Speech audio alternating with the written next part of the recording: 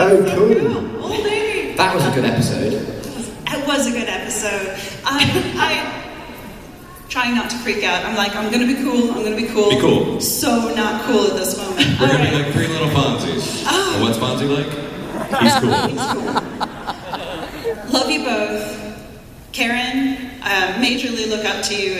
You're a great inspiration to so many people. Thank you. Including myself. There's so many different facets to Amy Pond that you brought to the screen and with her character. One of the things I want to be able to ask about, I can't talk about Amy without talking about her wardrobe. And I know how it is on movie sets and TV sets. It's like, here you go, this is your costume, you're going to wear this. But you, as actors, had so much input to so many facets of their character. Yeah. The question that I finally get around to is, how much influence did you actually have in Amy's wardrobe? Is it one of those situations that they rolled out this fantastic thing and said, here, pick from one of these wonderful... It started off like that. There was just a rail of clothes. And then I didn't like any of them, actually. So I did have quite a lot of input into that, because it's really important. And also, I was the same age as the character, so I was like, I know what we wear. You're older, you don't. So I had a lot of input, actually. And then they started to give me more freedom with it later on. And then we established this look of like skirts and jumpers and stuff. So the answer is yes, I did have input. That's fantastic, and thank you for having good taste. Oh, thanks, thank you. And just as a reminder, I hope all you guys are blasting everything out on social media using hashtag WWPhillyCC and WhoPanel. Hashtag WhoPanel. Nice little plug there. Ooh. Hi there. Hi, good morning. I just want to say you both look even more beautiful inside and out than you do on the screen. Oh, we'll take that all day, thanks. So, Matt, you did a phenomenal job in the episode The Nightmare Before in Silver, going back and forth between the 11th Doctor and Mr. Clever. So, I just want to know, how is it for you, and Karen, how is it for you, like, watching him, going back and forth acting with basically yourself? Yeah, well, it's quite a strange process, because you're obviously doing a lot to yourself, and they get a very nice guy to come and stand in as the doctor for you. But, you know, actually, that episode, that's sort of what I mean. I think it would have been interesting to take that idea, and if we had stayed, or if I'd have stayed, to explore that notion further of this other guy that's in the Doctor that is... And, you know, not that... I think you have to be careful with that, because I think ultimately we tune in to see the Doctor save the day, you know, and that's kind of the point. But I just think, as a character, there's something so interesting about that other side of him that we never see, that has to exist somewhere. And it was cool, and I quite like it. And also, if there's going to be a good villain, wouldn't the Doctor be brilliant? Like, he'd be cool. He'd be, like, really clever. Yeah. Yeah. Which is part of the reason we have the Master as like a villain, like, you know, the anti-Doctor. Yeah, exactly. But it'd be quite interesting to see that as just one entity. Yeah. Cool. Thank you. Thank you. Hi there. Hi. Thank you for being here. It's great to see you. My question is, can you guys do impressions of each other, like, I don't know, I mean, it puts us on the spot. I mean, Karen just sort of flaps around and goes, ooh! Wait, look at you. I'm just going to do it. Oh, really? Okay, go. Okay, right. Oh, God. Oh gosh, hello. Oh, I've just hit myself on the head. Oh, this, oh no, I've broken it, sorry.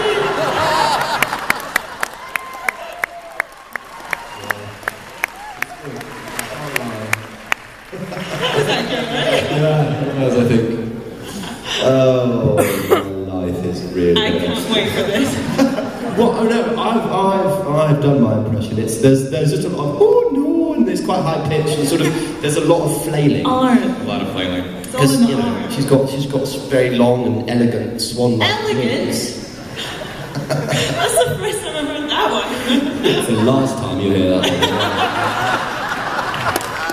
one. Just kind of touching on that, you tortured her a little bit on set, right? Yeah. No, of course. Of course. Just like a daily.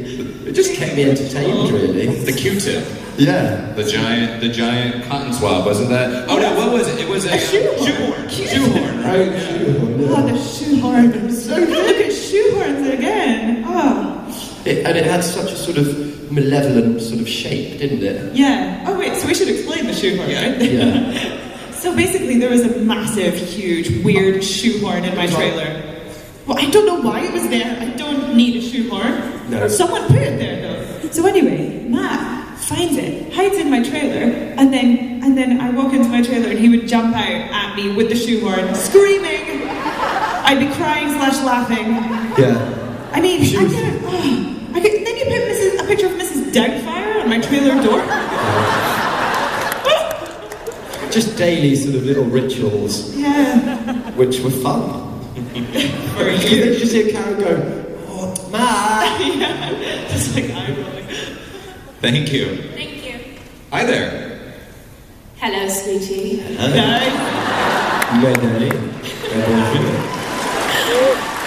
Hi guys, I just have a question. I read in an interview, Matt, that you said in your regeneration scene that the final cut that made it into the episode was far less emotional than some of the others, and so I was just wondering if both of you could talk about what some of those more emotionally intense cuts of the scene. Which episode was that? The last regeneration episode. scene. Your episode. Yeah. Season 7, episode 13. Just casually know that. So, I mean, being really honest with you, I said that at one of our conventions, and you know, out of respect for the people that I work with, I've realised that they read things, and then they're like, "What were you talking about?" And I'm like, "So with that in mind, I perhaps felt that the work we'd done on the day, we pushed the idea, or I pushed the idea of him, of it being more troubling for him to go, and there were just other takes where I felt bolder in choices, and therefore it made the struggle going much harder, and he was in much more pain physically, and it was a much more troubling event, and then eventually you get to the end and he sees Amy and he's like, it doesn't matter. And it didn't quite go that way, but you know, I'm just an actor in this show, far be it for me to dictate how they cut it, but yeah, I'll probably get a few more emails now. Yeah, I mean, does that make sense? Yeah. Sort of, yeah. It was emotional for everyone watching it. Yeah. Well, and Karen, and the question was also like emotionally intense scene, right? So, Karen, like, is there an emotionally intense scene aside from like the final scene that you can think of, something that required a lot of emotion for you to film? Oh, yes. The multiple death reactions I had to conjure up because Rory kept on dying. I mean, how many death reactions can one person come up with? I had to try and vary those, different types of crying. I don't know. But that scene I found really emotional. It was really emotional on the day, but I didn't really have to go to an emotional place. I don't know, I just felt like she was there out of support. In the character was, and in real life in a weird way. Yeah, like, yeah. It was so nice having you there. It was Oh, such a nice sort of thing. Or is emotional acting or physical acting, which is more tiring for each of you individually? Kind of one and the same, really, because it's and that's what's amazing about Doctor Who is that you get all of that in one episode. It really is extraordinary. Yeah, because, you push the boundaries yeah. and stuff. It's not just, talking in a room. Yeah, and then against that, the next scene we'll be laughing about something, and that's why it's special and unique. Hi there, in blue shirt. Hey. Okay. Hi. Hey.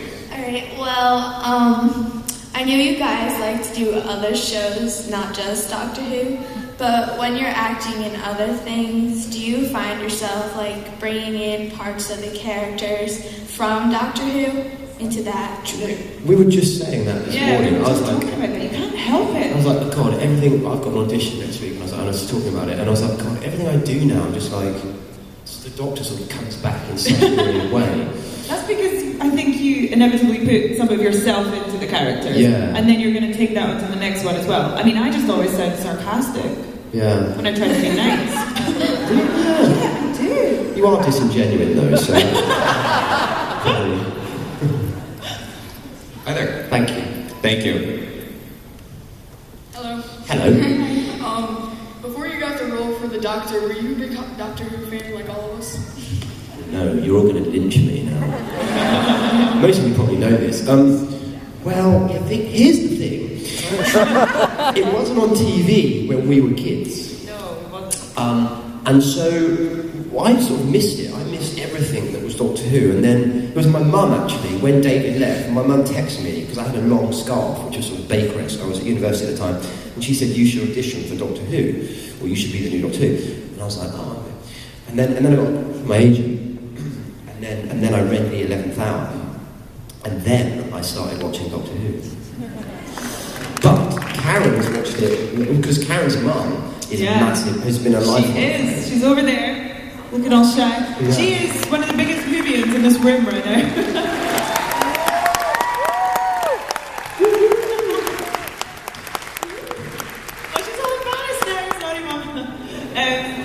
Yeah, so I'd seen a lot of it through my mum watching it on TV, so I definitely had seen it. Yeah, I mean, like I'd seen it, and I sort of remember on like seeing like William Hartnell walk down corridors and Daleks, and you were imprinted with all that knowledge in your head in England anyway. But I never sort of watched it. You are knowing what a Dalek is, you just are. Yeah. It was like everyone knows in the world, and then people that don't, you explain it, and they go, "Oh, that's massively weird." But brilliant. So a plunger. Yeah, exactly. Upstairs, so it can't really move very fast. It couldn't get upstairs for like 30 years. What's it doing?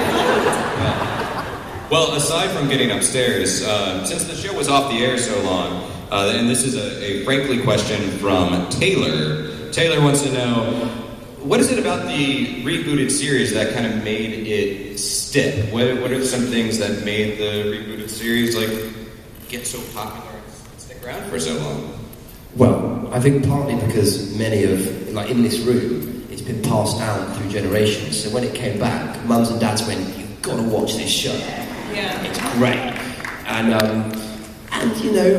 just think, is there a better format for a show? No. Man can go anywhere, man picks up hot chicks, man travels around the universe, man fights aliens, man can change. Beat that television, Not even one-ups James Bond, I guess. Yeah. James Bond's got nothing on us, man. No. Lots of people have a conspiracy theory that James Bond is actually a doctor. Yeah. Really? Yeah. Sorry, God, I just went there, didn't I? Wow. I quite like it when people do that. Yeah. It makes me feel like you're invested. Yeah. That's a first. Sorry, Karen. I would have answered. I know, yeah. As if nothing had ever happened. Yeah. Which would have made it even worse. Yeah, when you realize afterwards. Karen, the person, not the character. Just add to that, anything about the rebooted series that you think, really made it stick around. I think it was just, it's legendary in the UK. Everybody knows what it is. We all knew what it was, even though it wasn't on the air. So when it came back, everyone was really excited. And they also just did a really good job with it. So people really got into it. And Billy Piper was amazing. Eccleston is good. Yeah, I'm a huge... Billy was my favourite companion. Yeah. So good. Who's doing a really good job in Penny Dreadful right now. Billy Piper. All right, you, sir, have been standing there for a few minutes. So what's your question? I was wondering... Can somebody help him with that microphone a little bit, little guy? There you go. If you were to trade places with another character, who would you be? That's a belting question. Good question. K-face. I don't know. I was going to choose Rory, and then I was like, to be married to myself. I can't say that, and then I just did. Maybe I would choose River Song. Yeah, that's a good one. River's a really good one to choose. She dips in and out and gets all the cool lines. Yeah, she's the bomb. God, I'd have to choose a villain. It would be, I want to say the Master, but it's too easy. The Tally. No, what's that from again? Maybe, do you know what? For a day would be quite interesting. Maybe Idris. Oh, yeah! That'd be quite cool to be have the TARDIS in your head. Yeah. Although he's sort of got the TARDIS in his head, so maybe not Idris. What about Jenny or Vastra? Oh yeah, maybe one of them, or the gunslingers. I got maybe no. Oh god, see, I'm just picking everyone, aren't I? which isn't fair. Do you know who I really liked? I liked the Dream Lord. He was quite cool. Oh yeah. Toby Jones. I thought he did a good job as a Doctor Who villain. Episode, don't know. For God's sake! I know, I can't it's season 5. Season 5, episode. Is it? Not 8. Is it 8? 7. It's 7. Is it 7? It's Amy's choice. Come on, fact checker, do your job.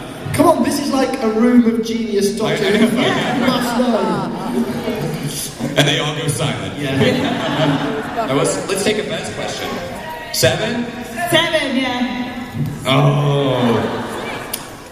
Hi there. Hi. I just want to preface this with Karen. Your death was the only Doctor Who episode that has ever made me cry. Oh, thank you. And Matt, I love you with both my hearts, and I'm so sad that you had to leave the show. Oh, thank you. But my question is, being part of such a huge show, I mean, there's all these stores where you can buy action figures, t-shirts, accessories. Do you ever feel awkward when you walk in and it's like, that's my face on a t-shirt? You know what? Yeah, it is a little awkward because you sort of don't want to look like you've gone to see it or something. I don't know. There's nothing more weird than a doll of yourself. That's the weirdest sensation in the world.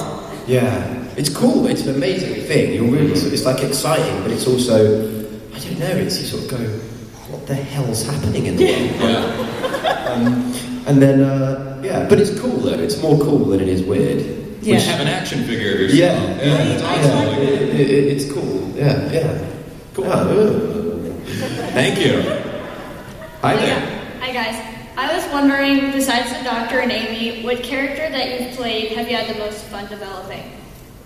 Good question, dude. Good question. Oh, I just don't even know. What other characters haven't played? What about Gene Shrimpton? Oh yeah, that was fun. That was fun. What else have I done? Anything else? Selfie was fun. Selfie looks cool. Coming out this fall, ABC, check it out.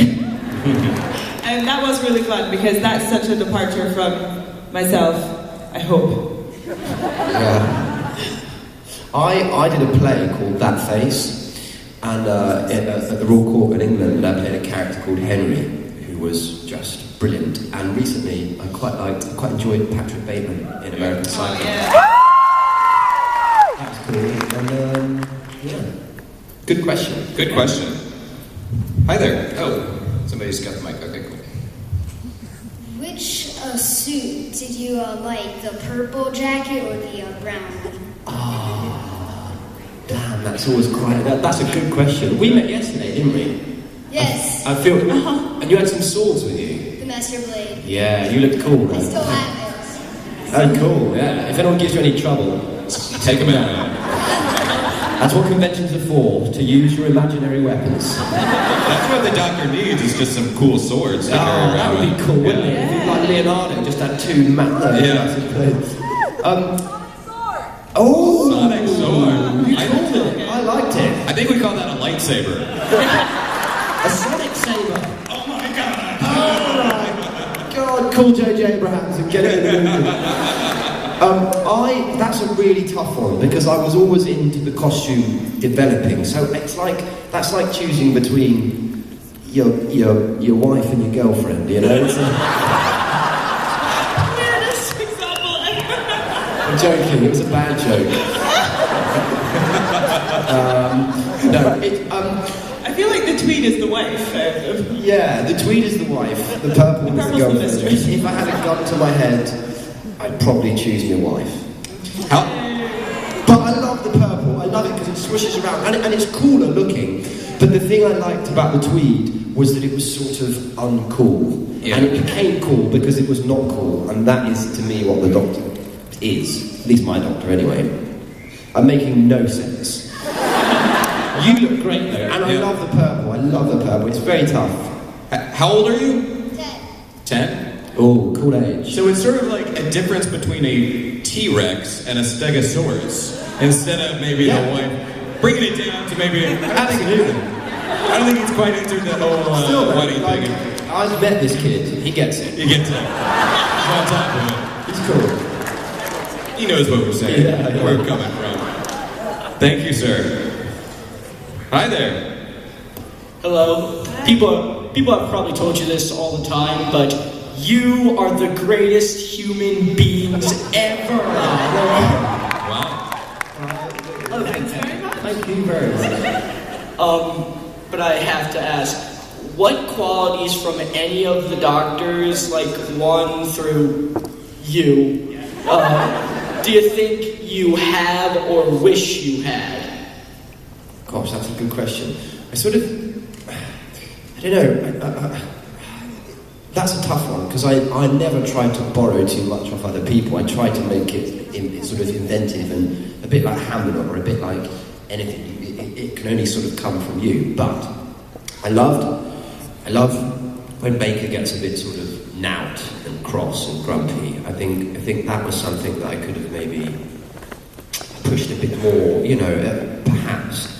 And I just love Patrick Troughton's sort of strange doctory face, which is kind of, a bit wonky and mad, and I think maybe mine was a bit, at least wonky. Also, me and Stephen Moffat always say that we can imagine William Hartnell being like the slightly grumpy granddad type, turning into Matt. We Really? can see that, yeah. Oh, that's cool. I take that as a compliment. Yeah, take that one. I like when... Do you know, I watched the first episode of Doctor Who not long ago, and it is brilliant. And there's that great shot at the start of it, and it sort of goes into smoking, and goes into... I'm like, what is this TV show? Yeah, it's so good. Yeah. Cool. Thank you, sir. Thank you. Hi there. Hi. Sorry. My name's Faith, and I was just wondering, I know you guys are really into your role as, doctor, companion, but Karen, what if you were the doctor and Matt was the companion? What do you think that dynamic would be like? Wow, we should ask Stephen if we can make that episode. Oh my god. Just put Nothing it on would get YouTube. saved. Nothing would get saved. Nothing would get done. Yes, that means I'm a kissogram.